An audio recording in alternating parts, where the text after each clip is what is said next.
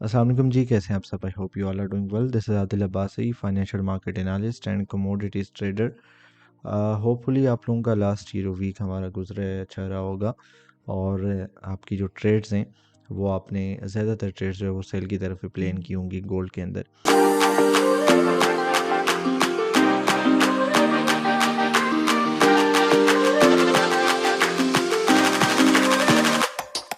जिस तरह last analysis की वीडियो में मैंने कमोडिटी सेक्टर को स्पेशली इस पे फोकस किया था और फॉरेक्स की जो हमारी मार्केट है उसके हवाले से भी आपके साथ जो एनालिसिस और जो फोरकास्ट है वो शेयर की थी। एंड स्पेशली इसमें जो इंटरेस्ट रेट के हवाले से एक जो स्पेकुलेशंस चल रही थी जी के 0.50% या 50 BPS जिसको हम कहते हैं वो कट करने के चांसेस हैं। तो मैंने इस वीडियो में जो 1 मंथ पहले की आपके सामने वीडियो है इसमें बताया था कि 0.50% जो है वो यहाँ पे चांस है, लेकिन मैं ये एक्सपेक्ट करूँ कि 0.25% जो है वो कट किया जा सकता है। तो एग्जैक्टली वैसा ही हुआ है जो फेड की मीटिंग हुई है। उसके अंदर आपने देखा होगा कि जो इंटरेस्ट रेट है उसको 0.25% जो है वो कट करके 4.75% पे कर दिया गया है। बाकी इसके अलावा इलेक्शन के हवाले से भी जो मैंने फोरकास्ट आपके साथ शेयर की थी 5 दिन पहले की वीडियो में, मीन्स के पिछला जो वीक था हमारा, उसमें जो मैंने आपके साथ ये एनालिसिस और फोरकास्ट की वीडियो शेयर की थी, इसमें मैंने आपको बताया था कि गोल्ड को मैंने जो आपको एक जोन दिया था सेल का, वो एग्जैक्टली 48 से लेके 50 वाला एरिया था। 48 टू 50 से मैंने आपको सेल की ट्रेड दी थी, अभी भी आप देख सकते हैं इस वीडियो में जाके। और बाकी मैंने आपको बताया था कि मार्केट में एक अच्छा सा जो है सेल ऑफ आ सकता है और उसके लिए आप लोगों ने जो है वो तैयार रहना है। हालांकि लोग यहाँ से बार बार जो है वो बाइंग की तरफ जा रहे थे कि प्राइस 2800 को ब्रेक करेगी और 2800 ब्रेक करके देन कोई सेल का चांस बन सकता है। बट मैंने आपको बताया था कि नहीं, यहाँ से हमारे पास ये सेल का जोन है। प्राइस ने क्योंकि अपना एक हाई कंफर्म कर दिया और उसके बाद प्राइस अपने इस हाई को ब्रेक नहीं कर रही। एंड यहाँ से दूसरी चीज़, हमारे पास एक ब्रेक ट्रैप रिवर्स का स्ट्रक्चर भी बन रहा था और अगर प्राइस सेक्शन में सिंपल देखा जाए तो हेड एंड शोल्डर पैटर्न भी हमारे सामने यहाँ पे बन रहा था।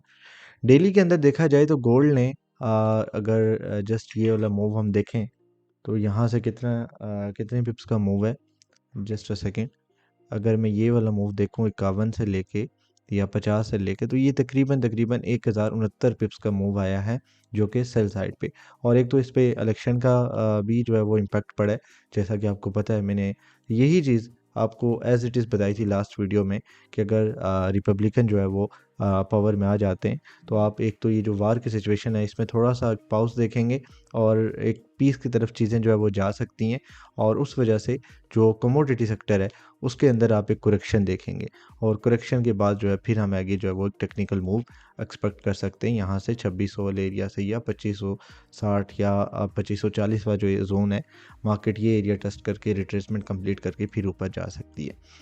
अगले वीक की एनालिसिस कर लेते हैं, टॉप डाउन एनालिसिस देखते हैं। वीकली अगर मैं यहाँ पे ओपन करूँ चार्ट तो वीक के अंदर अच्छी सी बेरिश कैंडल बनी है, लेकिन यहाँ से इसमें जो है वो आपको एक रिजेक्शन भी मिली नज़र आ रही है। दूसरी चीज़ ये है कि यहाँ पे ये हमारे पास एक फेयर वैल्यू गैप था, जो कि गालिबन ये बनता है जी तीसरे हफ्ते का। अगर थर्ड लास्ट वीक आप देखें, उसका जो लो है और फोर्थ लास्ट वीक की जो कैंडल है हमारी, उसके अंदर ये प्रोबेबली आपके सामने जो है फेयर वैल्यू गैप है, इम्बैलेंसमेंट है। सो एक तो ये एक इम्बैलेंसमेंट पड़ी थी हमारे पास वीकली की और ये मार्केट ने जो है वो एग्जैक्टली फिल की है और उसके बाद जो है यहाँ पे क्लोजिंग हमें 2686 पे आज की क्लोजिंग मिली है, जो कि यहाँ पे ब्रेक इवन हो गया है दो स्ट्रक्चर्स का। मींस के ये वाला जो स्ट्रक्चर था, ठीक है, उसके बाद एक करेक्शन आती है, फिर मार्केट ऊपर जाती है और उसके बाद प्राइस दोबारा यहाँ पे एंड यहाँ पे। तो ये जो है हमारे पास बैलेंस पॉइंट आ जाता है। तो इस बैलेंस पॉइंट पे आके मार्केट ने क्या कर दिया, अपनी क्लोजिंग कर दी है वीकली की। बाकी अगर हम डेली में आ जाएं तो डेली के अंदर देखा जाए, डेली में मार्केट अपना स्ट्रक्चर जो है वो ऑलरेडी शिफ्ट कर चुकी है। ये हमारा लो था, प्राइस हाई लगाती है और फिर ये इस लो की लिक्विडिटी स्वीप करके यहाँ से स्ट्रक्चर ब्रेक होता है और प्राइस अपना न्यू हाई जो है वो यहाँ पे गोल्ड लगाता है। उसके बाद ये हमारे पास लो था, लो कंफर्म था और ये वाला लो प्राइस ने मार्केट ने ब्रेक कर दिया डेली के अंदर। लेकिन डेली के अंदर हमारे पास यहाँ पे ये हमारे पास सप्लाई आ जाती है, डेली की ऑर्डर ब्लॉक आप कह सकते हैं। और यहाँ से लेके यहाँ तक हमारे पास जी फेयर वैल्यू गैप मौजूद है, जो कि इम्बैलेंसमेंट जिसको हम कहते हैं। तो इम्बैलेंसमेंट भी मौजूद है और फेयर वैल्यू गैप भी मौजूद है। अगर मैं यहाँ पे कुछ लेवल्स आपको ड्रा करके दूँ ताकि आपके लिए आसानी हो, ये हमारे जी चेंज ऑफ करेक्टर है और ये हमारा बुलिश ब्रेकअप स्ट्रक्चर था। और उसके बाद प्राइस में हमारे पास ये आ जाता है जी fair value gap, sorry order block या सप्लाई। ये हमारे पास सप्लाई आ गई, ठीक है, डेली की। और हमारे पास जी फेयर वैल्यू गैप है यहाँ से लेके यहाँ तक। अब जी अगर डेली की क्लोजिंग देखें तो यहाँ पे 86 पे हुई है। एक सेल ऑफ आया था, अच्छा सा इलेक्शन का इम्पैक्ट था इस कैंडल में। उसके बाद हमें एक बुलिश मूव जो है वो देखने को मिला है थर्सडे को। लेकिन आज फ्राइडे को कोई बहुत बड़ा मूव तो नहीं आ सका है। एक्सपेक्ट तो ये किया जा रहा था कि एटलीस्ट मार्केट जो है वो या तो इस सारे मूव को जो इलेक्शन वाले दिन आया था उसको या तो रिकवर कर लेगी या फिर कंटिन्यू करेगी और प्राइस जो है वो अपना ये वाला जो स्ट्रक्चर है ये ब्रेक कर देगी, या फिर ये जो डिमांड पड़ी है हमारे पास एटलीस्ट जो है वो यहाँ तक जा सकती है। लेकिन प्राइस ने कुछ खासा मूव आज नहीं दिया। कुछ अच्छा खासा मूव आपको नहीं देखने मिलेगा। 100 से 150 विप्स का मूव अप डाउन जो है वो मार्केट चलती रही है। H4 के अंदर अगर देखा जाए तो यहाँ पे हमारे पास स्ट्रक्चर तो देखें, H4 में भी ऑलरेडी शिफ्ट हो चुका है, डेली में भी हो चुका है। अब यहाँ पे अगर देखा जाए तो प्राइस ने अगर रिट्रेसमेंट की बात करें तो ये हमारे पास सेल ऑफ आया था। और अगर इसका देखा जाए तो प्राइस ने एग्जैक्टली ये रिट्रेसमेंट टेस्ट की है, जो कि गोल्डन जोन था फिफ्थ रिट्रेसमेंट का।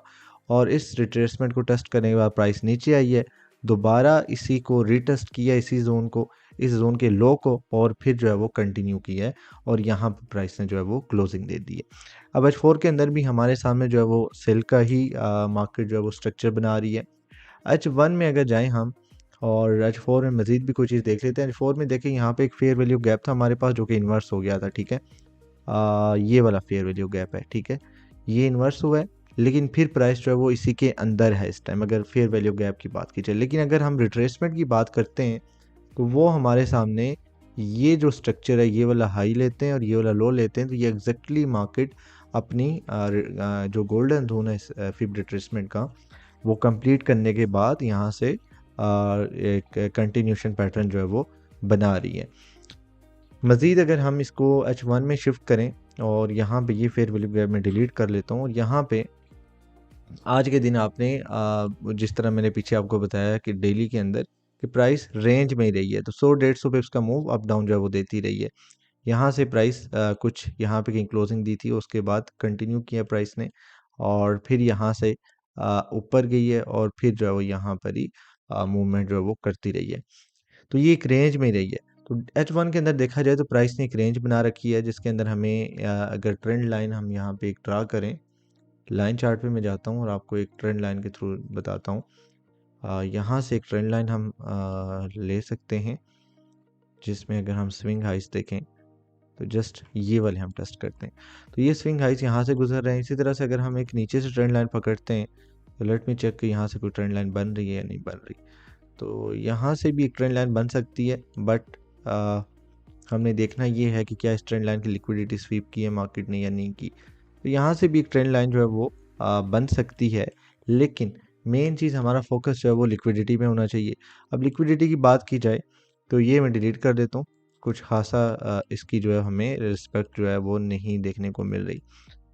यहाँ पे अगर देखा जाए ये जो मूव आपको नज़र आ रहा है यहाँ से यहाँ तक, हम इसके अंदर अगर इम्बैलेंसमेंट फाइंड करें तो हमारे पास एक ये इम्बैलेंसमेंट मौजूद है जो कि अभी तक टेस्ट नहीं हुई, मीन्स कि अनमिटिगेटेड पड़ी है। फिर हमारे पास ये पॉइंट ऑफ इंटरेस्ट है जो कि अभी तक यहाँ पे टेस्ट नहीं किया मार्केट ने। अगर H1 के अंदर देखा जाए, मैं ये डिलीट कर लेता हूँ ऊपर से जो हमारे कुछ जोन्स हैं, ठीक है। चले, अब H1 के अंदर देखा जाए तो अगर हम H1 की रिट्रेसमेंट पकड़ें तो कुछ यहाँ से हम लेंगे ये वाला और ये वाला हम लो लेंगे, और इसके बाद देखा जाए तो इसकी रिट्रेसमेंट तो यहाँ पे बन रही थी और यहाँ पे हमारे पास एक फेयर वैल्यू गैप भी था। ये रिट्रेसमेंट मार्केट ने फेल कर दी, फेयर वैल्यू गैप इन्वर्स किया और फिर दोबारा इसके अंदर आ गया, जिसको हम जो है वो ब्रेक, ट्रैप एंड रिवर्स बोलते हैं। मार्केट ने ब्रेक किया, ट्रैप किया और फिर यहाँ से रिवर्स हो गई। तो यहाँ पे BTR का सीन हमें देखने को मिला है और इसके अलावा अगर देखा जाए तो अगर हम एक अपसाइड वाला मूव देखें, क्योंकि प्राइस अगर H1 में देखें तो यहाँ से बुलिश चेंज ऑफ करेक्टर जो है वो कर चुकी है। तो ये वाला लो ले लेते हैं, ये वाला हाई लेते हैं, इसके अकॉर्डिंग भी हमारे पास एटलीस्ट ये वाला जोन बन रहा है बाय के लिए। तो मंडे को हम किस तरह मार्केट को देख सकते हैं, बाय कहाँ से करेंगे, सेल कहाँ से करेंगे। अब चलते हैं जी इस टॉपिक पे कि हमें बाइंग और सेलिंग कहाँ से देखनी है। H1 का चार्ट है, बिल्कुल क्लियर है सबके सामने। एंड जस्ट मैं अगर बाय का देखूं, सबसे पहले मैं आपको चेंज ऑफ करेक्टर यहाँ पे लगा के दे देता हूँ कहाँ से मार्केट ने किया। अच्छा, पहले देखें यहाँ से स्ट्रक्चर ब्रेक हुआ, उसके बाद ये हाई, मार्केट नीचे आई, फिर जो है ये एक लो लगता है, और यहाँ से ये प्राइस जो है वो अपने हाई को स्वीप करके, इस हाई को स्वीप करके ये वाला लो जो है वो ब्रेक कर लेते हैं, और एक ये न्यू लो जो है वो यहाँ पे गोल्ड लगाता है।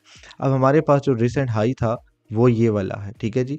हम एसएमसी में आईसीटी के अकॉर्डिंग लिक्विडिटी की बेस पे बता रहा हूँ। अगर एसएमसी बेस पे देखा जाए तो हमारे पास फिर हाई जो है वो यहाँ पे कहीं बनेगा। लेकिन मैं अगर इस हाई की तरफ चलूँ तो यहाँ से चेंज ऑफ करेक्टर मार्केट ने कर दिया, बुलिश चेंज ऑफ करेक्टर। यहाँ पे मैं प्रॉपर एक लेवल ड्रा कर लेता हूँ। ये हमारे पास जो बुलिश चेंज ऑफ करेक्टर आ गया, और प्राइस जो है वो बुलिश चेंज ऑफ करेक्टर करने के बाद अभी इसके ऊपर ही ट्रेड कर रही है। अब हम स्ट्रक्चर बिहेवियर यहाँ पे अप्लाई करते हैं। H1 का चार्ट है, गौर से देखिएगा। अगर हम स्ट्रक्चर बिहेवियर यहाँ पे अप्लाई करें और मार्केट को थोड़ा सा मार्केट के स्ट्रक्चर बिहेवियर के अकॉर्डिंग अगर एनालाइज करने की कोशिश करें तो देखें प्राइस ये जो लेवल है हमारे पास, यहाँ से बुलिश मोमेंटम पकड़ती है, यहाँ से रिजेक्शन मिलती है और प्राइस यहाँ पे एग्जैक्ट आती है, ठीक है जी। अब इसके बाद दोबारा से बाय का मोमेंटम और फिर दोबारा से सेल का मोमेंटम। लेकिन अब यहाँ आके प्राइसेस में एक तरह का ठहराव आ गया है, ठीक है जी। अब यहाँ ठहराव आने के बाद हमें क्या चीज़ समझ आ रही है, हमें वीकनेस नज़र आ रही है। किस साइड पे वीकनेस नज़र आ रही है? वीकनेस हमें नज़र आ रही है बाय साइड पे। देखें, मैं ये एक्सपेक्ट कर रहा हूँ, पहली चीज़ ये है कि यहाँ पे अगर इस टाइम वीकनेस है तो हमें एटलीस्ट ये जो जोन है हमारे पास इसका वेट करना चाहिए, यहाँ से लेके यहाँ तक, ठीक है। तो मैं ये एक्सपेक्ट कर रहा हूँ कि प्राइस ये जो लिक्विडिटी है यहाँ की और यहाँ की, यहाँ पे हमारे पास पड़े है जी बाय साइड की लिक्विडिटी, BSL पड़े, ठीक है। मैं यहाँ पे लिख लेता हूँ और यहाँ पे जो है वो मैं डॉलर का साइन भी लगा देता हूँ। तो इस जोन में हमारे पास यहाँ पे जी BSL पड़े हुए हैं, ठीक है जी। ये सारा एरिया जो है वो किस चीज़ से कवर्ड है? बाई साइड की लिक्विडिटी से। तो ये जो लिक्विडिटी है मैं ये एक्सपेक्ट कर रहा हूँ कि प्राइस सबसे पहले ये लिक्विडिटी स्वीप करेगी, क्योंकि ये जो मोमेंटम आपके सामने है इसके अकॉर्डिंग मुझे ये फील हो रहा है कि प्राइस के अंदर जो है वो इस टाइम वीकनेस है बाई साइड की। तो वीकनेस है बाई साइड की, तो ऑफ कोर्स इसका मतलब यही है कि मार्केट को क्या चीज़ चाहिए? लिक्विडिटी चाहिए। लिक्विडिटी अब मार्केट को कहाँ से मिलेगी? बाई साइड से। बाई साइड की लिक्विडिटी कहाँ पे मौजूद है? यहाँ पर है। तो अब प्राइस कुछ यहाँ से नीचे आ सकती है। मैं प्रॉपर आपको एक यहाँ पे पाथ ड्रा करके दिखा देता हूँ ताकि आपको समझने में आसानी हो। यहाँ से प्राइस मैं ये एक्सपेक्ट कर रहा हूँ कुछ नीचे आएगी। ये जो बाई साइड की लिक्विडिटी वाला जोन है ये यहाँ से लिक्विडिटी स्वीप करेगी, प्लस इस मूव से लेके यहाँ तक ये जो 2643 से 2710 का मूव आया है, ये जितने भी मूव है इसकी रिट्रेसमेंट यहाँ पे की बनती है। और साथ में ये वाला जो एरिया है, अगर एसएमसी के अकॉर्डिंग देखा जाए तो यहाँ से मार्केट ने स्ट्रक्चर शिफ्ट किया हुआ है, और दूसरी चीज़ यहाँ से एक इस स्ट्रक्चर का ब्रेकआउट भी आया हुआ है। अगर सिंपल प्राइस एक्शन की लैंग्वेज में आप इसको समझें तो ये स्ट्रक्चर जो है जो ब्रेक हुआ था, अब इसका रिटर्स भी एक जेन्युइन तरीके से बनता है। तो एक तो हमारे पास लिक्विडिटी आ गई है, ये जितना भी मूव है, ये जो मूव है आपके सामने, सॉरी मैं यहाँ पे दोबारा निकाल देता हूँ, ये जो जितना भी मूव आज के दिन आपने देखा है इसकी लिक्विडिटी हमारे पास जितने भी बायर्स इसमें ऐड हुए हैं उनकी लिक्विडिटी यहाँ पे मौजूद है।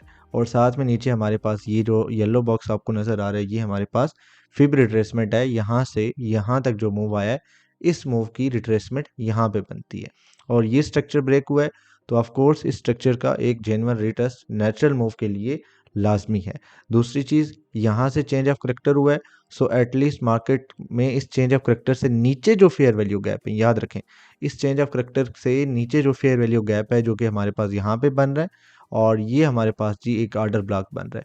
तो एटलीस्ट ये वाला जोन जो है मार्केट को टेस्ट करना चाहिए। मैं ये एक्सपेक्ट कर रहा हूँ प्राइस कुछ यहाँ से ऐसे नीचे आ सकती है, एक तो लिक्विडिटी स्वीप कर सकती है, दूसरी चीज़ यहाँ से ये लिक्विडिटी के साथ साथ रिट्रेसमेंट कंप्लीट करेगी, और ये ऑर्डर ब्लॉक या ये जो फेयर वैल्यू गैप है यहाँ से हम जो है वो अपनी बाई की ट्रेड देख सकते हैं। और यहाँ से प्राइस जो है वो फिर जो सेल साइड की लिक्विडिटी है जो कि इस स्ट्रक्चर की 2704, 2710, और यहाँ पे अगर हम देखें तो 2732-33 का जो एरिया है इसकी लिक्विडिटी स्वीप कर सकती है। लेकिन ये दो स्ट्रक्चर इंपॉर्टेंट है। वो बात की बात है कि मार्केट जब ये 2708 को ब्रेक करेगी तब हम जो है वो फिर एक्सपेक्ट कर सकते हैं कि मार्केट आगे 16, 18, 20 और ऊपर के जो भी हमारे पास लेवल्स हैं उनकी तरफ जो है वो मूव दे सकती है। बट जो मेरा मानना है, मैं कुछ इस तरह से मार्केट का मूव जो है वो एक्सपेक्ट कर रहा हूँ। और इसमें प्रॉपर मैंने आपके साथ लॉजिक शेयर किया है। एक तो लिक्विडिटी पड़ी है मार्केट में, यहाँ पे वीकनेस है बाय साइड पे। तो जब बाय साइड की वीकनेस आपको नज़र आ जाए तो इट मीन्स कि मार्केट को बाय साइड की लिक्विडिटी चाहिए। तो बाय साइड की लिक्विडिटी के लिए हमारे पास एरिया जो मौजूद है वो तकरीबन 2679 से लेके, बल्कि यहाँ से आप कंसिडर करें 82 से लेके 77 तक। यहाँ पे मैं लिख देता हूँ, लिक्विडिटी हमारे पास है जी 2679 से 82, ठीक है।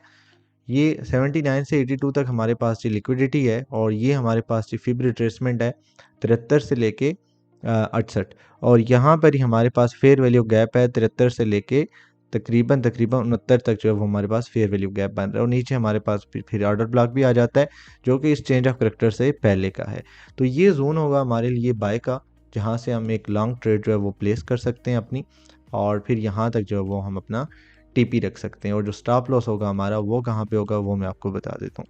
स्टॉप लॉस हम तकरीबन यहाँ पे रख सकते हैं। लेकिन डिपेंड करता है कि उस टाइम मार्केट के अंदर सिनेरियो क्या है, मार्केट में किस तरह का आपको मूव नज़र आ रहा है, और मार्केट जो है वो मार्केट का बेसिकली जो स्ट्रक्चर बिहेवियर है वो आपको कैसा देखने को मिलता है। अगर यहाँ से कोई एविडेंस मिलेगा, याद रखिएगा मेरी ये बात, अगर यहाँ से कोई एविडेंस मिलेगा तब ही हम बाय करेंगे, अदरवाइज यहाँ से बाय नहीं बनेगी। हमें चेंज ऑफ करेक्टर चाहिए छोटे टाइम फ्रेम पे, या H1 की एनालिसिस है, और एटलीस्ट M5 में आपने जो है वो चेंज ऑफ करेक्टर या मार्केट स्ट्रक्चर शिफ्ट जो है वो यहाँ पे फाइंड करना है। और दूसरी चीज़ लिक्विडिटी कंफर्मेशन हमारे पास होनी चाहिए। ऐसा ना हो, एक तो लिक्विडिटी स्वीप होता है याद रखिएगा, और दूसरी चीज़ होती है हमारे पास लिक्विडिटी रन। अगर मार्केट यहाँ से लिक्विडिटी रन कर जाती है तो फिर हम यहाँ से बाय में इंटर नहीं होंगे, बाय हमारी कैंसिल हो जाएगी। हम सिर्फ और सिर्फ जो है वो सेल ही देखेंगे और सेल की ही ट्रेड्स लेंगे मंडे वाले दिन। बाकी अगर सेल का देखा जाए तो सेल हम कहाँ से कर सकते हैं, इस मूव से पहले लेट से प्राइस लिक्विडिटी स्वीप करने बाद में जाती है, तो हम अगर ऊपर से सेल देखें तो हमारे पास सेल का जो एरिया है वो मैं आपको बता देता हूँ। सेल के लिए हमारे पास एक ये एरिया मौजूद है, लेकिन यहाँ पे देखें ये जो पैटर्न बन रहा है, मार्केट कुछ इस तरह से जो है वो बिहेवियर कर रही है। तो एटलीस्ट ये वाला एक एरिया हो सकता है जहाँ से मार्केट को जो है वो अपनी सेल जो है वो हम देख सकते हैं यहाँ से, ठीक है। और टारगेट्स हमारे यही होंगे एग्जैक्ट, ये जो रिट्रेसमेंट है हम वहाँ तक ही देखेंगे। और नीचे हमारे पास फेयर वैल्यू गैप भी है, ऑर्डर ब्लॉक भी है, काफ़ी सारी चीज़ें हमारे पास मौजूद हैं, और लिक्विडिटी भी नीचे पड़ी है। तो ये सारी चीज़ें हमारे सामने हैं, और कुछ इस तरह से हम यहाँ पे अपनी सेल की ट्रेड भी जो है वो प्लेस कर सकते हैं। तो सेल की ट्रेड के लिए ये वाला जोन होगा हमारे पास एटलीस्ट यहाँ से 96 से लेके, और स्टॉप लॉस हमारा ये वाला होगा 2704, और हमारी एंट्री होगी 96 से लेके तकरीबन 2700 तक। और 2704 का हमारा जो है वो एसएल होगा, और टीपी हमारे यही होंगे। और ये रिस्क एंड रिवार्ड अगर देखा जाए तो ये 1:3.63 बन रहा है, ठीक है जी। 1:3.6 का ये रिस्क एंड रिवार्ड है हमारे पास, और काफ़ी बेहतरीन सेटअप है। अगर आपको यहाँ से कोई ट्रेड मिलती है तो स्ट्रक्चर बिहेवियर देखते हुए आप अपनी एग्जीक्यूशन कर सकते हैं। बाकी अगर हम फंडामेंटल्स की तरफ चलें, होपफुली आपको टेक्निकल्स समझ आ गई होंगी जो भी मैंने आपके साथ सेटअप शेयर किए हैं, और जो भी एनालिसिस आपके साथ शेयर किए हैं। कैलेंडर पे चलते हैं और देखते हैं कि मंडे से ऑनवर्ड जो है वो कौन कौन से डाटास जो है वो एक्सपेक्टेड हैं। 11 को आ रहा है जी मंडे, बैंक हॉलीडेज़ हैं। सो मंडे को बैंक हॉलीडेज़ की वजह से कोई भी फंडामेंटल डाटा जो है वो आपके सामने नहीं आएगा। ट्यूसडे को कोई हाई इम्पैक्ट डाटा नहीं है, सब लो इम्पैक्ट डाटा से। वेंसडे को देखा जाए तो सीपीआई का डाटा है, बहुत इंपॉर्टेंट होता है इकॉनमी को लेके, क्योंकि इन्फ्लेशन के हवाले से ये इसमें जो भी रिपोर्ट आती है वो मंथली इन्फ्लेशन की आती है। और इसके साथ साथ ये सीपीआई मंथली भी है, कोर सीपीआई मंथली भी है, और तीसरा जो डाटा है हमारे पास सीपीआई ईयरली का डाटा है। और अगर यहाँ पे इसकी फोरकास्ट देखें तो 0.3% जो कि न्यूट्रली दिखा रहा है। दूसरा अगर सीपीआई जनरल सीपीआई देखें वो भी यहाँ पे न्यूट्रल दिखा रहा है, एंड जो ईयरली है वो न्यूट्रल ही दिखा रहा है 2.4% ही। बट इसके अकॉर्डिंग अगर देखा जाए तो यहाँ पे न्यूट्रल डेटाज हैं, लेकिन फिर भी टेक्निकल्स पे आपने जो है वो तवज्जो देनी है। एंड मेरी जो एनालिसिस हैं सीपीआई को लेके वो ये हैं कि प्राइस में सीपीआई के अंदर आप मज़ीद जो है वो कमी देख सकते हैं। जो महंगाई है वो अमेरिका के अंदर आप उसमें एक कमी जो है वो देख सकते हैं, और उसकी वजह भी यही है कि एक तो डोनाल्ड ट्रंप के आने से चीज़ों में बेहतरी आएगी, और बहुत सारी चीज़ें इस तरह की हैं अमेरिका के अंदर, जिस तरह इंटरेस्ट रेट को, क्योंकि अभी जो इन्होंने कम किया है तो उसका भी जो इम्पैक्ट है वो इन्फ्लेशन पे पड़ता है, क्योंकि इन्फ्लेशन और इंटरेस्ट रेट जो है वो आपस में लिंक्ड होते हैं। तो इनका जो एक इंटरकनेक्शन होता है या इनका जो को रिलेशन होता है वो इसी तरह होता है। अगर इन्फ्लेशन में कमी आ रही है तो इट मीन्स के जो इंटरेस्ट रेट है उसको भी कम किया जाएगा। तो इंटरेस्ट रेट जो इन्होंने कम किया है, तो मैं ये एक्सपेक्ट कर रहा हूँ कि इस मंथ की जो रिपोर्ट आएगी इन्फ्लेशन के हवाले से उसमें भी आप काफ़ी हद तक कमी देखेंगे। तो ये अगर ईयरली की बात की जाए 2.4% है, तो इसको मैं लेस देन 2 तो नहीं कहूँगा, लेकिन एटलीस्ट 2% के आसपास जो है वो इसका एक एक्चुअल डाटा मैं एक्सपेक्ट कर रहा हूँ ये आ सकता है। और ये जो सीपीआई मंथली है ये 0.2% है, तो ये भी तकरीबन 0.198 के आसपास जो है वो हो सकता है। एंड 0.3% सीपीआई कोर सीपीआई है, ये 0.25 के आसपास जो है वो मैं इसको एक्सपेक्ट कर रहा हूँ, या ये 0.2 तक भी आ सकता है। तो बाकी ये मेरी एनालिसिस हैं टेक्निकल्स और फंडामेंटल्स आपके साथ जो मैंने शेयर की हैं। मज़ीद अगर देखें तो थर्सडे को हमारे पास पीपीआई का डाटा भी है, और कोर पीपीआई और फिर अनएम्प्लॉयमेंट क्लेम्स अगेन बहुत इंपॉर्टेंट है। ये 2,21,000 है, इसमें भी मैं कमी देख रहा हूँ। 2 लाख जो है वो 18 के आसपास आ सकता है, या 2 लाख जो है वो 15,000 के आसपास जो है वो अनएम्प्लॉयमेंट क्लेम्स का डाटा भी मैं एक्सपेक्ट कर रहा हूँ, या मज़ीद 2 लाख से कम थोड़ा सा मुश्किल होगा इसमें बात करना इस टाइम। ये कबल वक्त होगी ये चीज़ कि हम ये कहें जी कि 2 लाख से नीचे चली जाएंगी अनएम्प्लॉयमेंट क्लेम्स, बट 2,15,000 से लेके 2,18,000 के बीच में जो है वो मेरा एक जो तज्ज़िया है मार्केट को लेके वो ये है। बाकी अगर देखा जाए मज़ीद 15 नवंबर को फ़ेड के चेयरमैन की जो है वो एक स्पीच आपके सामने आएगी, और 6:30 पे फ्राइडे को ही कोर रिटेल सेल्स और रिटेल सेल्स की जो है वो मंथली रिपोर्ट भी पब्लिश की जाएगी। तो ये कुछ हाई इम्पैक्ट डाटास है जिन पे आपने नज़र रखनी है, बट सीपीआई के हवाले से मैंने आपको बता दिया है, पीपीआई का और कोर पीपीआई का और अनएम्प्लॉयमेंट क्लेम्स का भी मैंने आपके साथ जो है वो चीज़ें शेयर कर दी हैं। होपफुली ये आपको एनालिसिस जो है वो पसंद आई होंगी। अगर पसंद आती है तो आप वीडियो को लाइक कर सकते हैं, और कोई भी अगर आपकी क्यूरी है तो आप कमेंट बॉक्स में पूछ सकते हैं। और मज़ीद इस तरह की एनालिसिस और फोरकास्ट अगर आपको चाहिए आप हमें सोशल मीडिया पे फॉलो कर सकते हैं।